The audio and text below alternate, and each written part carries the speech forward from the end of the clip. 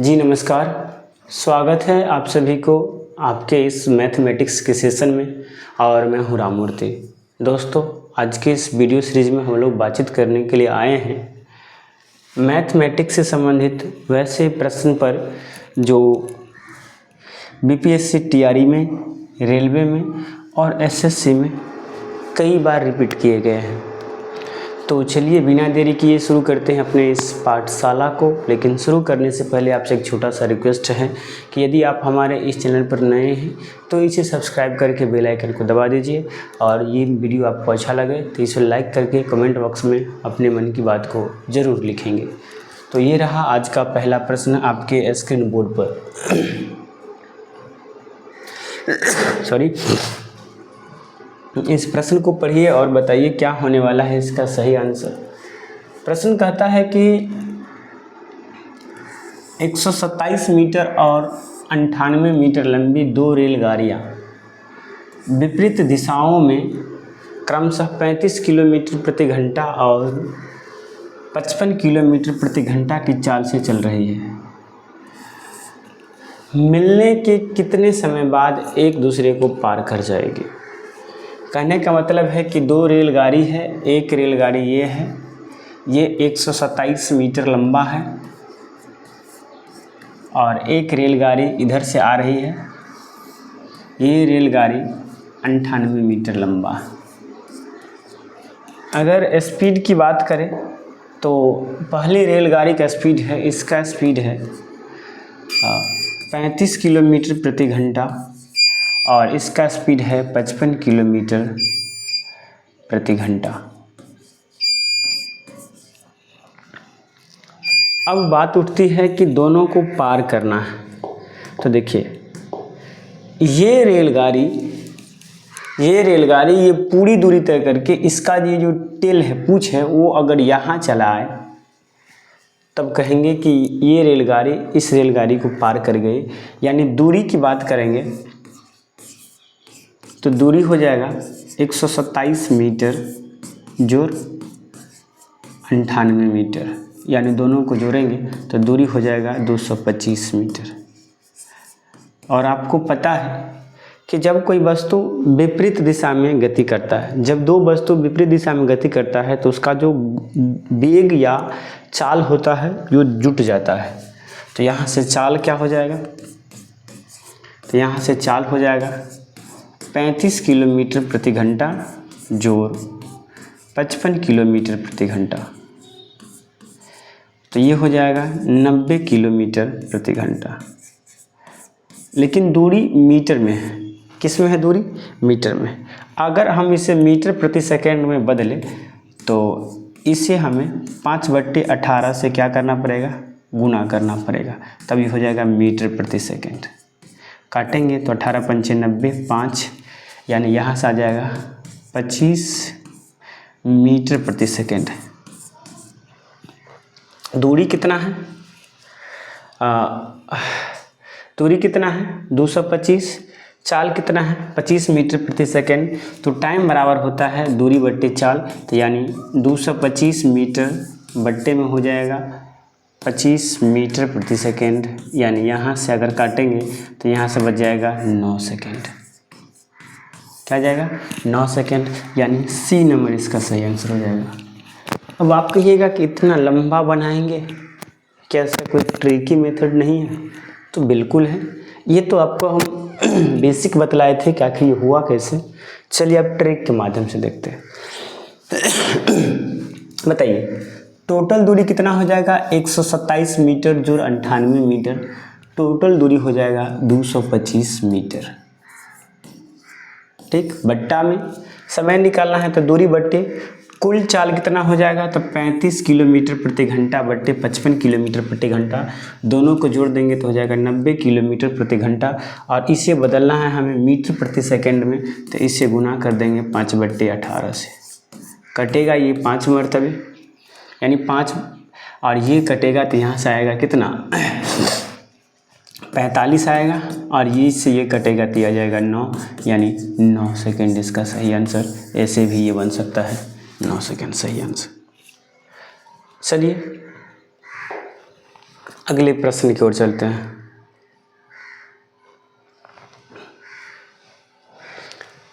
प्रश्न कहता है कि दो रेलगाड़ियां 35 किलोमीटर प्रति घंटा और 48 किलोमीटर प्रति घंटा की गति से समान दिशा में चल रही है। अब समान दिशा में चल रही है तो स्पीड जो है वो सापेक्ष स्पीड जो है वो घट जाएगा। तो सापेक्ष स्पीड क्या हो जाएगा, 36 माइनस 48 यानी 12 किलोमीटर प्रति घंटा। इसका स्पीड हो जाएगा 12 किलोमीटर प्रति घंटा। ठीक हो गया। कहता है कि तीव्र गति वाली रेलगाड़ी धीमी गति वाली रेलगाड़ी में बैठे एक व्यक्ति को पार करने में लगा समय कितना है, 33 सेकेंड है। कितना है, 33 सेकेंड है। समय टाइम दे दिया है सेकेंड में, टाइम दे दिया है 33 सेकेंड में। हमसे पूछा है तो तीव्र गति वाली रेलगाड़ी की लंबाई ज्ञात करें। तीव्र गति वाली रेलगाड़ी की लंबाई ज्ञात करें। अब हमें देखिए यहाँ पर स्पीड कितना था, तो अगर इसे टाइम दे दिया है सेकेंड में तो इसे मीटर प्रति सेकेंड में बदलना पड़ेगा। अभी जस्ट आपको बताए थे मीटर प्रति सेकेंड में बदलने के लिए इसे 5/18 से भाग देना पड़ता है। तो यहाँ से कट के यहाँ आ जाएगा ये 2, यहाँ आ जाएगा ये 3, यानी ये हो जाएगा 5 दूना 10/3 मीटर प्रति सेकेंड। कितना हो जाएगा, मीटर प्रति सेकेंड हो जाएगा। अब अगर हम लोग दूरी ज्ञात करेंगे तो दूरी बराबर क्या हो जाएगा, तो दूरी बराबर हो जाएगा चाल गुने समय। तो यहाँ से आ जाएगा ये 11, यानी दोनों रेलगाड़ी की कुल लंबाई कितना हो जाएगा, 110 किलोमीटर प्रति घंटा, यानी ऑप्शन नंबर 110 मीटर, यानी option number A is the right answer. क्या हो जाएगा, option number A is the right answer. चलिए अगले प्रश्न की ओर चलते हैं और अगला प्रश्न ये रहा आपके स्क्रीन बोर्ड पर। प्रश्न कहता है कि यदि x प्लस वाई का 20% बराबर है x माइनस वाई का 50% के, हमसे क्या पूछा है, हमसे पूछा गया है x अनुपात y का मान बताइए। चलिए सबसे पहले क्या होगा, प्रतिशत से प्रतिशत कट जाएगा ये, सॉरी एक मिनट, x प्लस वाई का 20% बराबर x माइनस वाई का 50%। अब क्या होगा, प्रतिशत से प्रतिशत कटेगा और यहाँ काटेंगे तो ये 0 से ये 0 कटेगा। यहाँ आ जाएगा 2x प्लस 2y बट्टे इधर आ जाएगा 5x माइनस 5y। अब हम क्या करते हैं, y को इधर लाते हैं तो ये माइनस इधर आकर प्लस हो जाएगा, तो ये हो जाएगा 7y, और ये उधर जाकर घट जाएगा तो ये हो जाएगा 3x। हमसे पूछा है x अनुपात y, यानी x बट्टे y का मान, तो ये हो जाएगा 7:3। क्या हो जाएगा, 7:3। आप यहाँ से देख सकते हैं ये गुना में है तो इधर ये भाग में चलाएगा, ये गुना में है तो इधर ये भाग में चलाएगा, यानी 7:3। Option number C is the right answer. चलिए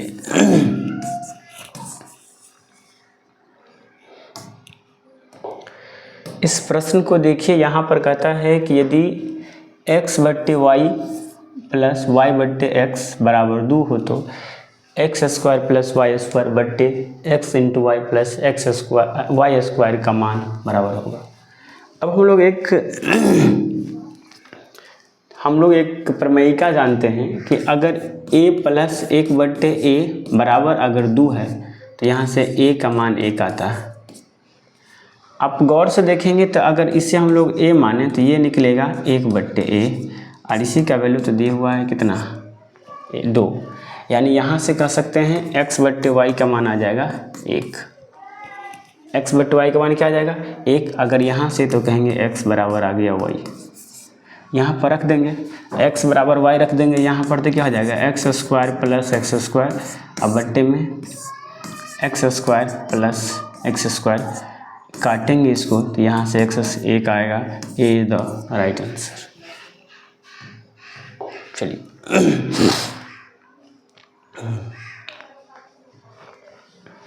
कहता है कि एक परीक्षा में एक छात्र को सफल होने के लिए 45% अंक प्राप्त करने होते हैं। मतलब कोई भी बच्चा अगर 45% अंक ले आएगा, कितना, 45% अंक ले आएगा तो पास हो जाएगा। कहता है कि वह केवल 50 अंक लाता, 50 अंक प्राप्त करता है और 4 अंक से असफल हो जाता है। अधिकतम अंक ज्ञात कीजिए। यानी 50 अंक लाया और 4 अंक से फेल हो गया, यानी इसमें 4 और जुट जाता, यानी 54 अंक लाता तब ये पास हो जाता। कहने का मतलब है तब ये 45% के बराबर हो जाता। प्रतिशत में 45% पर पास हो रहा है, अंक में 54 अंक पर पास हो रहा है। कहने का मतलब है कि अगर ये 54 अंक लाएगा तो ये 45% के बराबर होगा। यानी 45% का जो मान है, किसका मान, 45% का जो मान है, एक मिनट, यानी 54 जो है ये 45% के मान के बराबर है। हमसे क्या पूछा है, 100%। क्या पूछा है, 100%। चलिए काट देंगे, प्रतिशत से प्रतिशत हट जाएगा और यहाँ से काटेंगे तो ये 6 मरतबे और ये कटेगा 5 मरतबे। 9 छाए 54 और 9 पचे 45, काटेंगे तो हो जाएगा 20 पंचे 120। इस दोनों को गुना करेंगे तो यहाँ से हो जाएगा 120। B is the right answer. नहीं समझे, ऐसे समझिए। 45% का मान किसके बराबर है, 54 अंक के बराबर। 1% का मान किसके बराबर होता है, 54/45 अंक के बराबर। हमसे पूछा है अधिकतम अंक। अधिकतम अंक मतलब 100% के मान किसके बराबर होगा, तो कहेंगे 54/45% अगुने 100। प्रतिशत से प्रतिशत को काट दीजिए, यहाँ काटेंगे 9 मरतबे तो 9 पचे 45 और 9 छाए 54 6। 5 से काटेंगे 20 पंचे 100, दोनों को गुना कर देंगे 20 छक्के 120। बी नंबर सही आंसर। चलिए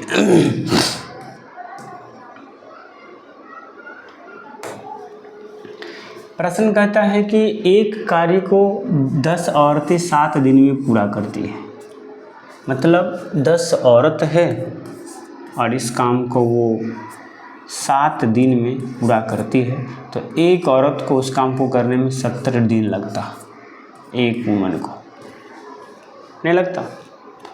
अब कहता है कि उसी काम को 10 लड़का 14 दिन में पूरा करता है। 10 बच्चे, उसी काम को 10 बच्चे 14 दिन में पूरा करता है, तो एक बच्चा, एक चाइल्ड उस काम को पूरा करता है 140 दिन में। कहता है कि इस कार्य को 5 औरतें और 10 बच्चे कितने दिन में पूरा करेंगे। सॉरी 5 औरतें प्लस 10 बच्चे, 5 औरतें प्लस 10 बच्चे उस काम को कितने दिन में पूरा करेंगे। आप यहाँ से गौर से देखेंगे तो 10 औरतें 7 दिन में वो काम को पूरा करता है और 10 बच्चे 14 दिन में काम को पूरा करता है। यानी कहने का मतलब है कि औरत का जो कार्य क्षमता है वो बच्चा से 2 गुना है। यानी 2 बच्चा जितना काम करेगा उतना काम एक औरत कर देगी। तो इसका मतलब है कि 5 औरत जितना काम करेगी उतना काम 10 बच्चा करेगा। तब 5 औरत के जगह पर 10 बच्चा और 10 बच्चा इसमें पहले से है, यानी हम कह सकते हैं कुल मिलाकर के कि अभी 20 बच्चा काम कर रहा है। कितना बच्चा, 20 बच्चा। अब देखिए एक बच्चा इस काम को कितना दिन में कर रहा है, 140 दिन में। तो 20 बच्चा इस काम को कितना दिन में करेगा, तो बट्टा में 20 लगा देंगे, 0 से 0 हट गया, 7 दूनी 14, यानी ये काम 7 डे में कंप्लीट हो जाएगा। है कहीं, सी नंबर सही आंसर। क्या हो जाएगा, C number. C number is the right answer.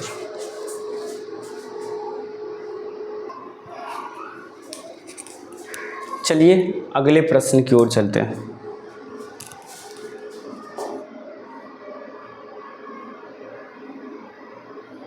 इस प्रश्न को पढ़िए और जवाब दीजिए क्या होने वाला है इसका सही आंसर।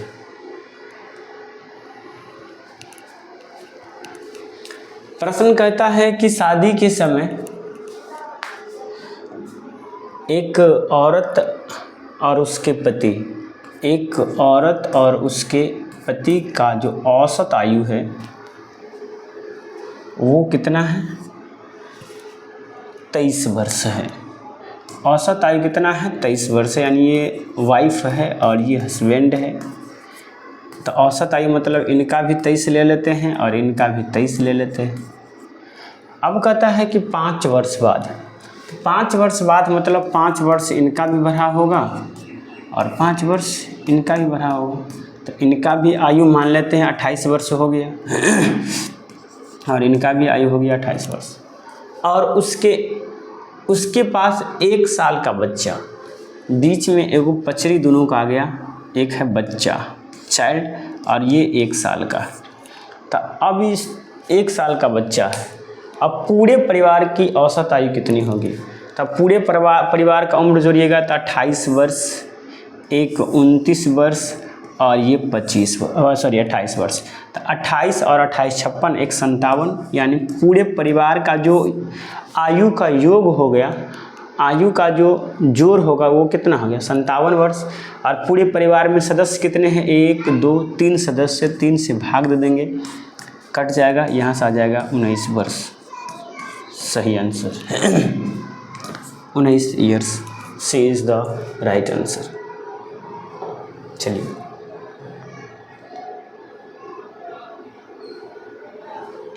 इसे पढ़िए। कहता है कि एक घड़ी को बेचते समय एक दुकानदार उसके अंकित मूल्य पर 5% का छूट देता है। कहने का मतलब अगर अंकित मूल्य, क्या अंकित मूल्य यानी MRP अगर 100% है, MRP कितना प्रतिशत है? 100% है, तब वो 5% का छूट दिया यानी 95% पर बेचा। कहता है कि यदि वह 10% छूट देता तो उसे लाभ के रूप में 25% कम प्राप्त होता। अब ये 5% यानी 100 रुपये अंकित था, 95 रुपया में बेचा। लेकिन यदि वह 100 रुपया अंकित रहता और उससे 90 रुपया यानी 90% पर बेचता, तब उसको कम लाभ होता। कितने रुपया? 25 रुपया। तो हमसे पूछा घड़ी पर अंकित मूल्य। तो देखिए, पहले बेचा था 95% में, फिर बेचा 90% में, तो प्रतिशत का अंतर कितना हो गया? 5%। लेकिन रुपया में अंतर कितना हो गया? 25 रुपया। तो हम कह सकते हैं, क्या कह सकते हैं, ये जो 25 रुपया है वो परसेंटेज में वैल्यू है 5% का। 25 रुपया परसेंटेज में कितने का वैल्यू है? 5% का। हमसे पूछा है अंकित मूल्य। अंकित मूल्य कितना है? 100%। तो इसे 100 से गुना कर देंगे, यानी 100% से गुना कर देंगे। प्रतिशत से प्रतिशत कट जाएगा, इसको काटेंगे तो कहेंगे 5 25, 5 को 100 से गुना करेंगे, ये आ जाएगा 500 रुपया। ये हो जाएगा अंकित मूल्य। Option number B is the right answer. Option number B जो है वो इसका सही आंसर है। चलिए अगले प्रश्न की ओर चलते हैं। अगला इस प्रश्न को देखिए, बहुत अच्छे प्रश्न है ये, TRE में भी पूछा गया ये प्रश्न था। प्रश्न कहता है कि एक समकोण त्रिभुज जिसके कर्ण 25 सेंटीमीटर और अन्य भुजाओं का अनुपात 3:4 है। तो अगर ये त्रिभुज है, समकोण त्रिभुज है, इसका कर्ण अगर 25 है, एक भुजा 3 और एक भुजा अगर 4 के अनुपात में है, यानी ये 3x और ये 4x और ये 25 है, तो आप गौर से देखेंगे तो हम लोग क्या जानते हैं, अगर कोई त्रिभुज है, समकोण त्रिभुज है, अगर इसका कर्ण को छोड़कर 2 अन्य भुजा 3 और 4 हो तो तीसरी भुजा 5 हो जाएगा पाइथागोरस प्रमेय से। और इस 5 का वैल्यू कितना दिया गया है? 25। तो 1 का वैल्यू कितना हो जाएगा? 5। 3 का वैल्यू के लिए 5 से गुना, 4 के वैल्यू के लिए 5 से गुना, यानी कुल मिलाकर यहाँ x का मान आ जाएगा 5, 5, यानी कहने का मतलब ये वैल्यू आ जाएगा 20, ये वैल्यू आ जाएगा सॉरी ये 15 और ये वैल्यू आ जाएगा 20। नहीं हो गया? चलिए अब कहता है कि कर्ण के परितः परिक्रमण कराया जाता है, इस प्रकार निर्मित द्विशंकु का आयतन ज्ञात करें। अब इसे कर्ण के परितः घुमाया गया, तो मान कर चलिए कि इसका एक ये समकोण त्रिभुज है, इसको कर्ण के परितः ऐसे ऐसे घुमाया गया, तो एक ऐसे ये बना होगा, ऐसे बना होगा, और यहीं पर ये आया होगा, ऐसे ऐसे दो शंकु बना होगा ऐसे। अब हमसे पूछा गया है कि ये जो द्विक शंकु बना है इसका क्या ज्ञात कीजिए। इसकी दोनों का जो आयतन आएगा उसका अनुपात, तो यहाँ से कह देंगे तो ये केंद्र है और ये पूरा का मान 25 है, क्योंकि कर्ण 25 है, तो r का मान तो स्पष्ट हो गया, r बराबर आ गया 25/2। h का मान निकालना है तो h यही होगा, h का मान निकालना है तो h यही होगा। अब बताइए h का मान क्या होगा। चलिए अब h बराबर, तो आपको पता है अगर ये समकोण त्रिभुज है और यहाँ से अगर इस लंब का मान ज्ञात करें, इसे अगर h माने, अगर इसकी भुजा a है, इसकी भुजा b है और ये पूरा c है, तो यहाँ से h बराबर क्या मिलता है, a गुने b/c। तो यहाँ पर रख देंगे, कहेंगे 15 गुने 20, 15 गुने 20/c का मान हो जाएगा 25। c का मान क्या हो जाएगा 25। तो काटेंगे तो यहाँ से आ जाएगा ये 4, ये आ जाएगा 5 और फिर ये आ जाएगा 3, ये आ जाएगा 4 × 12, यानी h का मान 12। आयतन के लिए तो v बराबर हो जाएगा 1/3 गुने पाई गुने r का मान कितना है 25 गुने 25 से 25/2 गुने 25/2 और h का मान है 12।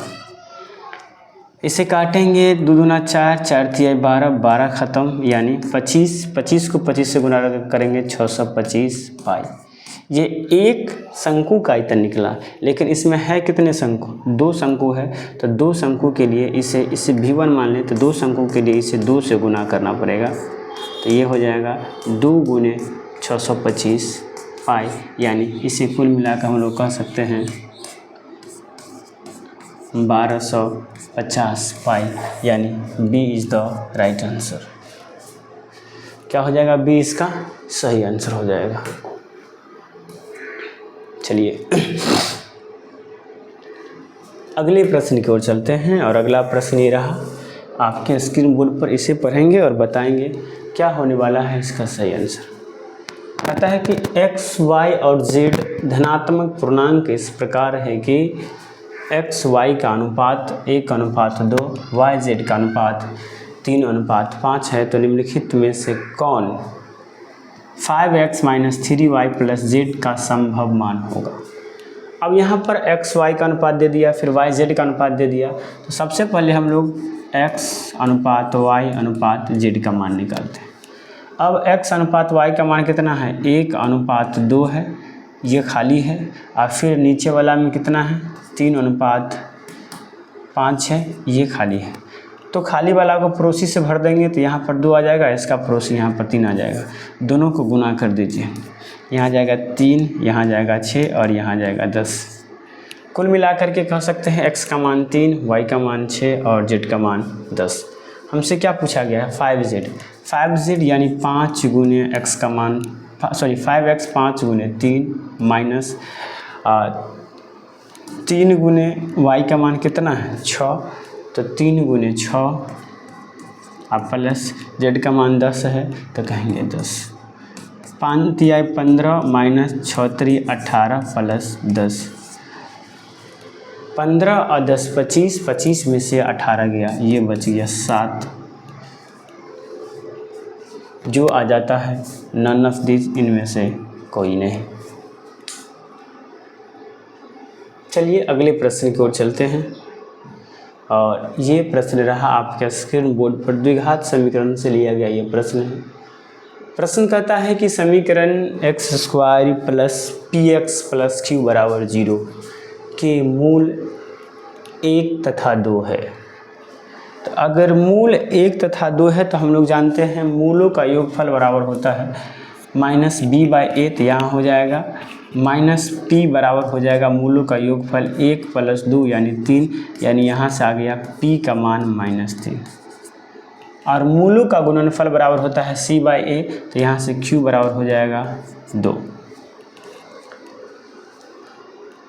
हो तो समीकरण qx² माइनस px प्लस 1 बराबर 0 का मूल्य क्या होगा।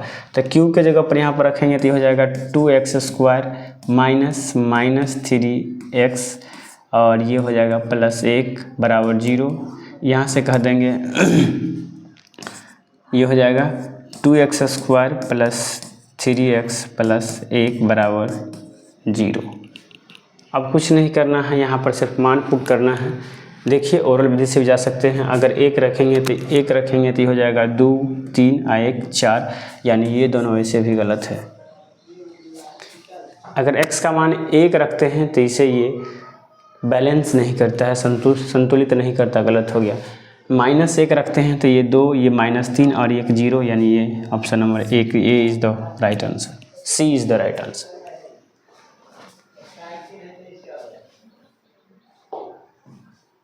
चलिए तो दोस्तों thank you for watching this video. इस वीडियो को देखने के लिए आपको बहुत बहुत धन्यवाद।